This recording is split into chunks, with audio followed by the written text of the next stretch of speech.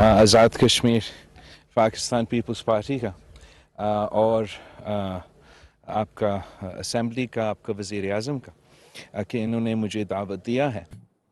Muslim world کے پاکستان کے لیے کتنے ڈبل سٹینڈرڈز ہیں کہ بھارت کے اندر جو انڈین آکوپائڈ کشمیر کے اندر جو آئندہ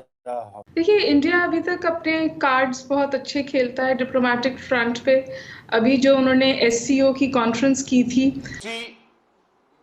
کم عقل جاہل عمران خان نے کہا کہ جی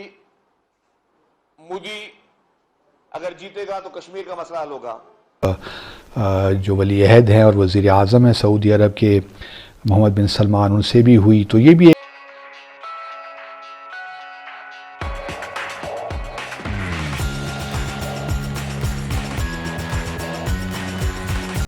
کہ آج جب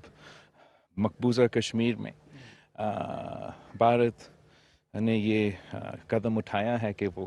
اپنا G20 کا کوئی فنکشن رکھ رہے ہیں، تو اس وقت مجھے دعوت دیا گیا ہے کہ میں آزاد کشمیر کے جو پارلیمان ہیں ان سے بھی مخاطب ہوں، اور میرا پارٹی نے مجھے دعوت دیا ہے، سب کو دعوت دیا ہے کہ ہم پرسوں ایک احتجاجی جلسہ بھی رکھیں گے اور اپنے کشمیری بہن بھائیوں سے اظہار یکجہتی کا اظہار کریں گے، اور وہ جو لوگ سمجھتے ہیں کہ ایک کانفرنس رکھ کے وہ کشمیر کے عوام کے آواز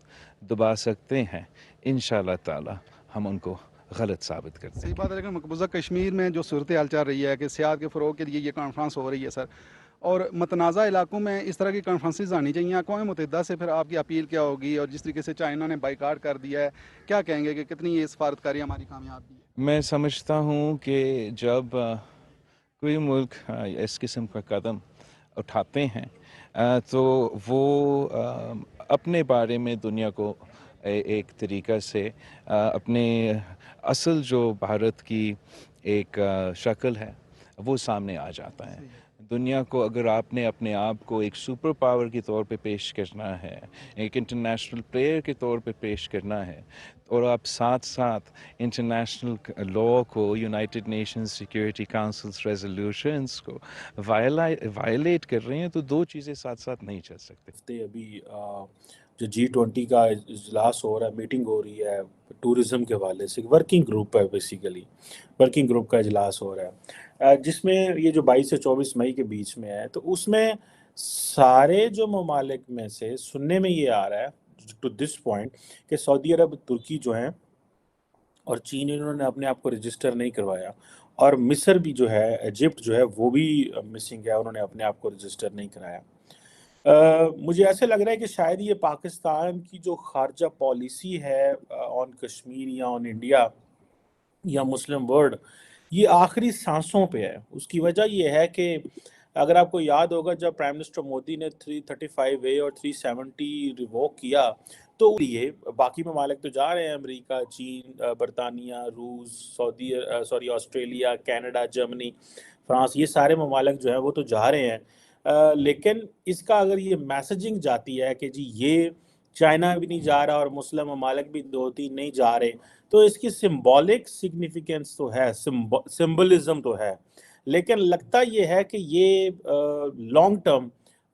ہمیں اس سے کوئی ملنے والا نہیں ہے، کیونکہ اگر مسلم ورلڈ پاکستان کے ساتھ مخلص ہوتی اور سنسیئر ہوتی، تو جب یہ 370 اور 35A کو ریووک کیا تھا تو تبھی ہمارے ساتھ کھڑے ہو جاتے، تبھی جو ہے وہ اجلاس بلاتے اور کہتے ہیں کہ ہاں جی ہم آپ کے ساتھ، یہ جو ہے وہ یہ انڈیا نے غلط کیا ہے۔ لیکن اس وقت تو ہم یہاں پہ پاکستان میں ہماری جو حکومت ہے وہ خود ہی بڑی کلیریفیکیشنز دے رہی تھی اور کہہ رہی تھی کہ پائے نہ تھے، بس وہ انڈیا کا گلوبل کلاؤڈ بڑا ہو گیا ہے، وہ یہ ہو گیا، وہ ہو گیا، اور اس طرح کی چیزیں۔ تو اب یہ چیزیں جو ہیں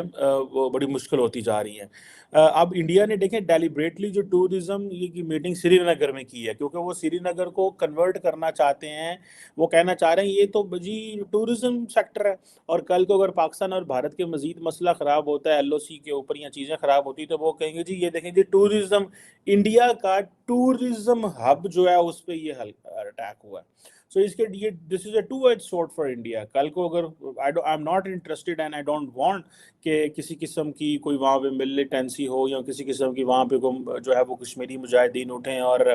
इंडियन फ़ौजों पे हमला करें, बिकॉज इंडिया कश्मीरियों को अपनी जो स्ट्रगल है वो पॉलिटिकल रखनी चाहिए, डिप्लोमेटिक रखनी चाहिए, और अखलाकी मॉरल ग्राउंड जो होता है वो सबसे बड़ी ग्राउंड्स मेरे हिसाब से होती है. गन उठाना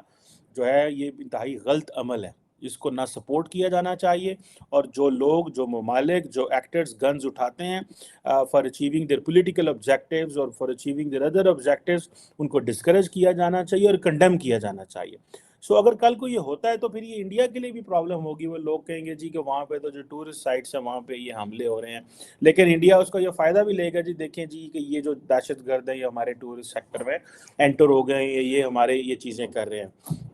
अब पाकिस्तान की ये जो एफर्ट्स हैं ये पार्शियल सक्सेस ही आप कह लें, अगर चीन तुर्की नहीं जाते, सऊदी अरब नहीं जाते, लेकिन वो जो बड़ा अमल इंडिया ने किया था उसकी तो किसी ने कंडेम नहीं किया हुआ. ठीक है जी. अब इंडोनेशिया कहाँ पे खड़ा होता है, ये भी क्वेश्चन है. इसीलिए मैं कह रहा था कि Pakistan should move towards Asia Pacific. हमें एशिया पैसिफिक में जाना चाहिए, वहाँ पे बहुत सारी डेवलपमेंट्स हो रही हैं. अभी रिसेंटली मैं देख रहा था कि जैसे फॉर एग्जांपल हिना रबानी खर जो है, वहाँ पे बिलावल भुट्टो को जाना चाहिए था स्वीडन में, जहाँ पे EU इंडो पैसिफिक एक डायलॉग हुआ. हिना रबानी खर के जाने की वजह से हमारी रिप्रेजेंटेशन बड़ी कम लगी. बिलावल जाते तो था, लेकिन जयशंकर भी फिर स्वीडिश फॉरेन मिनिस्टर के साथ खड़े हुए थे, बिकॉज इंडिया को बल्ले बल्ले है वही इस वक्त इंडो पैसिफिक के हवाले से वहाँ पे भी. वहाँ भी उन्होंने अपना पूरा फोकस कनेक्टिविटी पे रखा, इंडिया की ग्रोइंग मिडिल क्लास पे रखा, और होस्टेड अ ग्रेट इवेंट. वो भी आपको पता है कि पाकिस्तान इंडिया के हवाले से वहाँ पे भी बहुत बात हुई, बट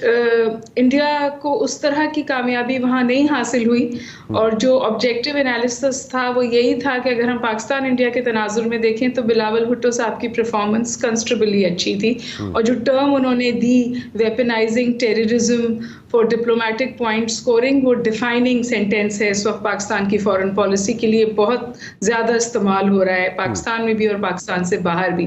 तो वो पाकिस्तान की सक्सेस थी. यहाँ पर जाहिर है पाकिस्तान तो डे वन से कह रहा था कि इसको मकबूजा कश्मीर में नहीं होना चाहिए, और ये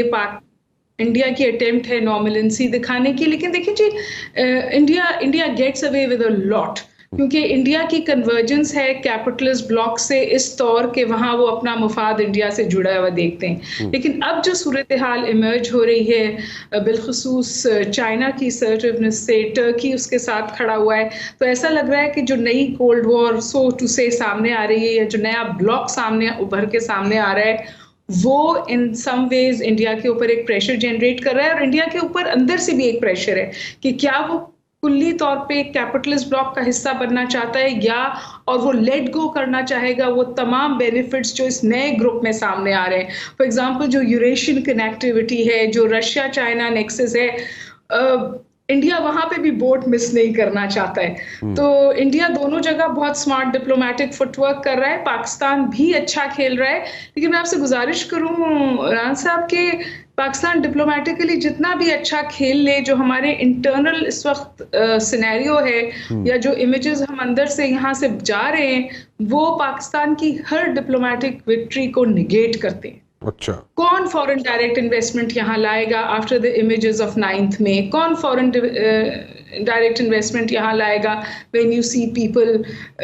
mounting the gates of the supreme court? तो ये जो हमारे इमेजेस हैं जहाँ हम कहते हैं कि जी रूल ऑफ लॉ नामी कोई शय मुमलिकत में नहीं रही है, वो हमारी असल फ्रंट है, वहाँ हमें काम करना है. नया इनिशिएटिव है और इसमें गल्फ़ कंट्रीज़ और बाकी दुनिया के साथ, ख़ास तौर पर भारत के साथ किस तरह एक लिहाज से आप कह लीजिए कि कॉरिडोर बनाया जाए ट्रांसपोर्ट का, तो बड़ी ये ज़बरदस्त डेवलपमेंट्स हैं. और फिर